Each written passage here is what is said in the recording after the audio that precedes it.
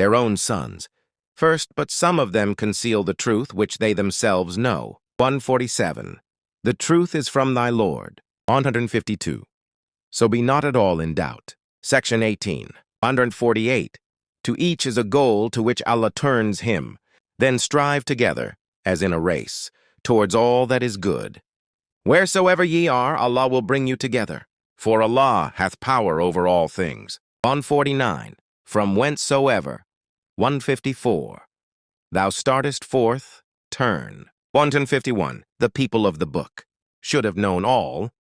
This as well as they knew their own sons, as their past traditions and teachings should have made them receptive of the new message. Some commentators construe the demonstrative pronoun this to refer to the prophet. In that case, the interpretation would be, the people of the book know Muhammad as well as they know their own sons. They know him to be true and upright.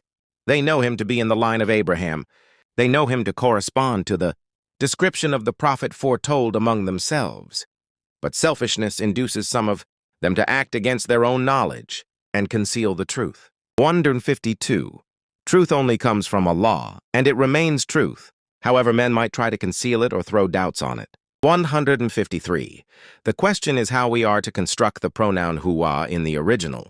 The alternative translation would be, to cash is a goal to which he turns. The simile of life being a race in which we all zealously run forward to the one goal, wise.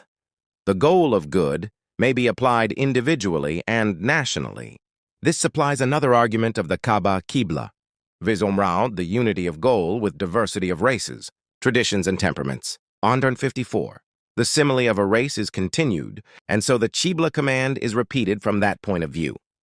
In Thurfers, 144, it was mentioned as the new symbol of the new nation, Muslim. Now it is shown as the symbol of good, at which we should all aim from whichever point we started, e.g. as Jews or Christians, or our individual point of view. The Qibla will unite us as a symbol of the goal of the future. In Fi, 50 below it is repeated, first for the individual, on the ground of uniformity and the removal of all occasions of dispute and argument, and secondly for the Muslim people, on the same ground as a matter of discipline. There is another little harmony in the matter of the